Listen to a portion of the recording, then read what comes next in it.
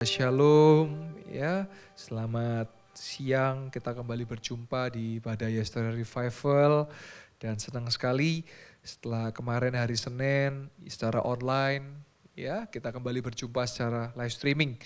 Kita juga nanti akan berdoa ya saudara-saudara, untuk besok akan ada coblosan ya, kita berdoa yang terbaik untuk pemimpin-pemimpin yang nanti akan dipilih, yang juga yang nanti akan terpilih. Biarlah melakukan amanahnya dengan baik dan menjadi pemimpin yang takut akan Tuhan. Ya, puji Tuhan. Baik, mari sama-sama kita akan melihat kebenaran firman Tuhan.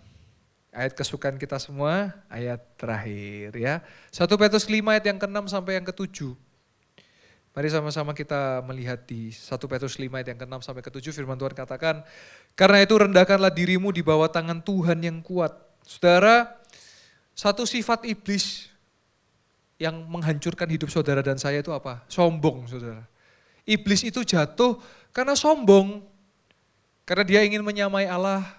Sehingga apa? Sepertiga malaikat di sorga. Memberontak dan akhirnya apa? Dibuang, dihempaskan ke bumi menjadi iblis, saudara.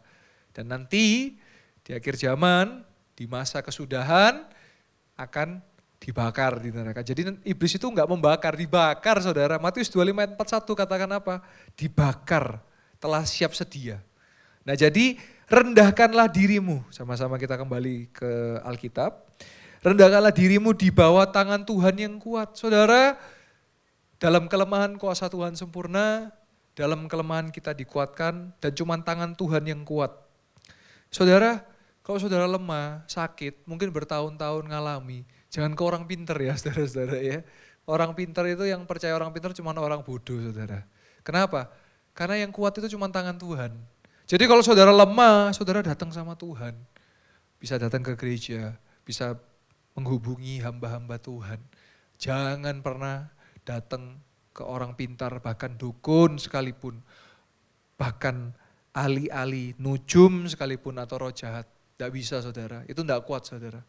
Tapi tangan Tuhan yang kuat. Loh Pak, tapi saya pernah Pak, tahu Pak, ada orang yang bawa ke orang pintar terus sembuh. Wah itu gak gratis saudara. Nanti ada ikatan, ada tumbalnya saudara ya.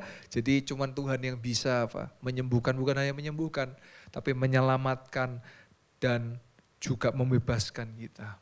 Nah dikatakan di kata-kata kalimat selanjutnya, supaya kamu ditinggikannya pada waktunya.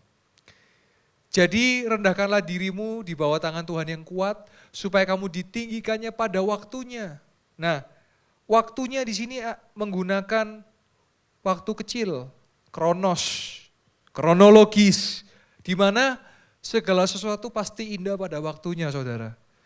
Tepat pada waktunya, tidak pernah terlalu cepat, tidak pernah terlambat. Ada yang harus menunggu 12 tahun, ada yang harus menunggu 38 tahun, ada yang seketika saudara. Tetapi semua selalu tepat pada waktunya. Jadi biar Tuhan yang meninggikan kita, jangan kita meninggikan kita sendiri. Kalau kita meninggikan kita sendiri, cepat jatuh saudara. Nah ayat yang ke-7 ini yang menjadi penting, yang saudara harus perhatikan. Dikatakan apa?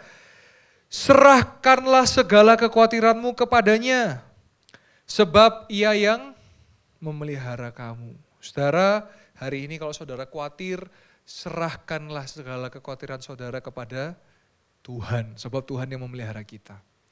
Saya mau bersaksi saudara, kemarin hari Minggu saya melayani di Gereja Betania Yesterday Blitar. Di ibadah yang sore, ada ibadah mujizat. Ada pelayan Tuhan namanya Ibu Naning, saudara. Saudara nanti bisa lihat di YouTube Blitar ada buktinya, ada videonya. Bu Naning datang dengan kondisi kepalanya vertigo saudara, geliang gitu, pusing, geliang. Datang pun sempat gemetar, terduduk dan dikasih minyak kayu putih untuk sadar saudara. Tapi dia mau, ya Tuhan saya mau melayani Tuhan. Saya mau disembuhkan. Terus dia berjumpa dengan saya karena melayani sebagai PIC ya. Pak Yoel ayat Alkitabnya apa Pak, lagunya apa Pak, ada pengumuman tambahan atau tidak Pak. Nah setelah itu Pak saya boleh didoakan enggak Pak. Soalnya saya vertigo Pak, sambil kayak udah ngeliang gitu saudara. Saya doakan, saya tumpang tangan, saya bilang Ibu, saya doa seperti ini Tuhan Yesus, biar belas kasihanmu ada bagi ibu ini. Dia datang walaupun sakit dia tetap datang melayani Tuhan. Sekiranya ini biarlah menggetarkan hatimu ya Tuhan, dan Tuhan pasti sembuhkan. Setelah doa selesai, dia kembali ke belakang, ya tetap agak pusing saudara. Tetapi ketika firman Tuhan disampaikan saudara, tiba-tiba apa yang terjadi? Kepalanya enak saudara, langsung dia WA, Pak saya mau bersaksi, maju ke depan dia saudara. Dan dia bilang apa? Saudara-saudara dengan gagah saudara, tadi kepala saya pusing, tapi saat ini saya percaya saya sudah sembuh dan saya sudah disembuhkan di dalam nama Tuhan Yesus Kristus. Haleluya. Kita boleh kasih tepuk tangan buat kemuliaan nama Tuhan. Begitu juga saudara yang baik hadir secara onsite maupun secara YouTube, Saudara tetap setia percaya. Saudara titik tertinggi iman, sembuh tidak disembuhkan, saudara tetap percaya Tuhan. Titik teriman terbesar daripada iman, diberkati tidak diberkati, tetap setia.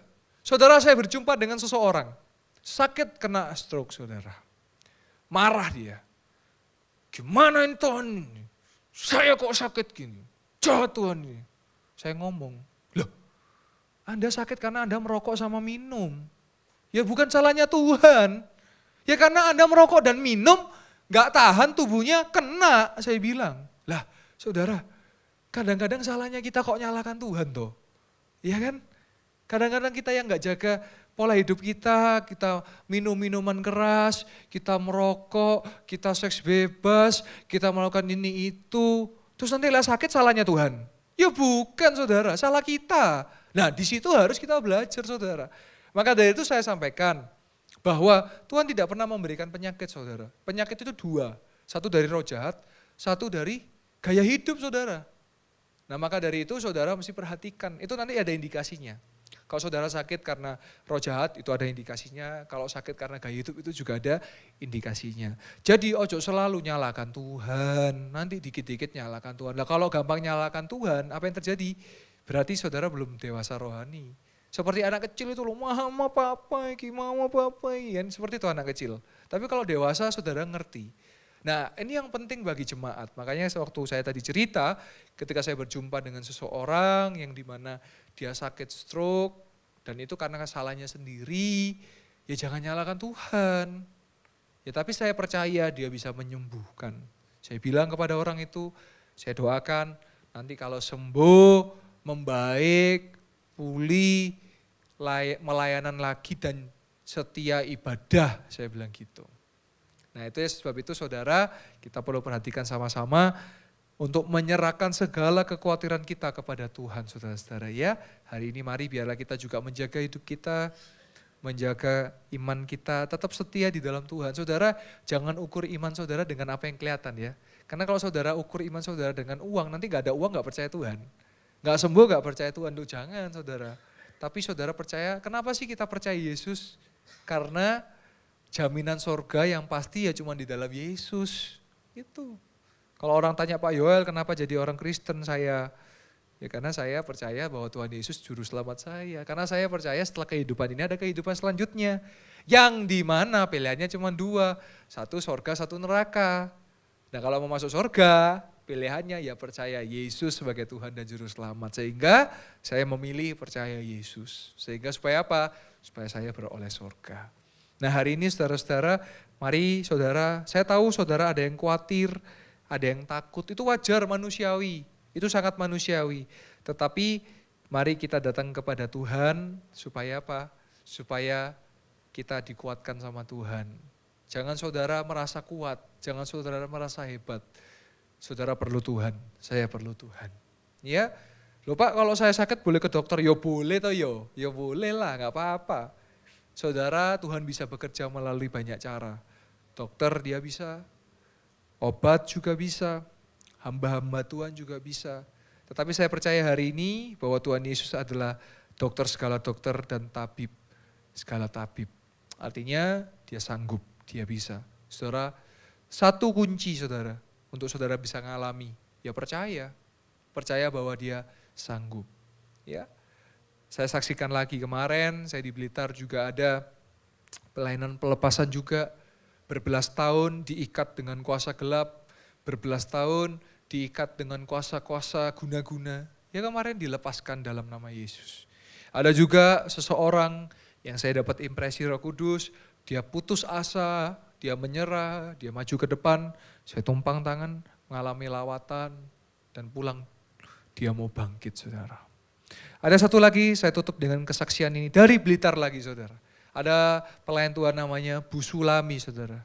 Bu Sulami mengalami masalah di bagian lututnya, di bagian ini ya, dengkulnya, saudara.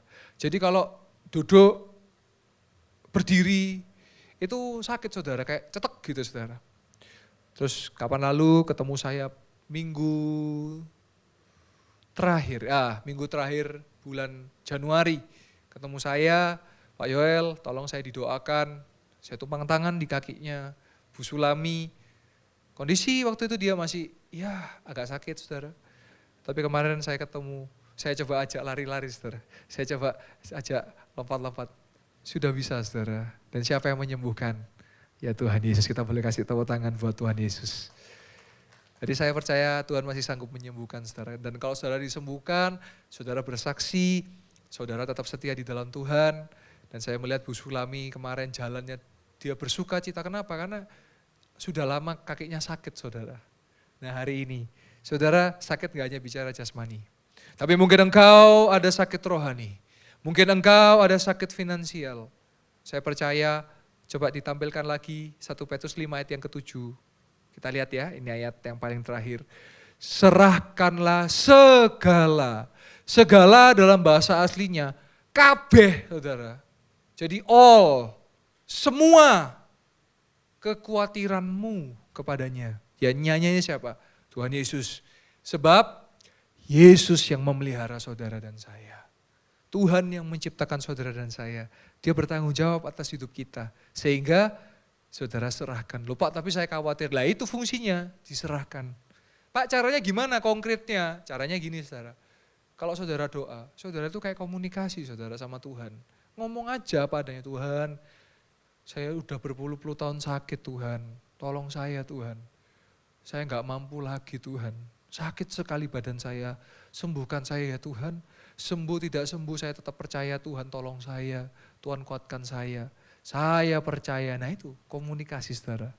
Dan ditutup dengan dalam nama Tuhan Yesus Kristus. Haleluya. Amin.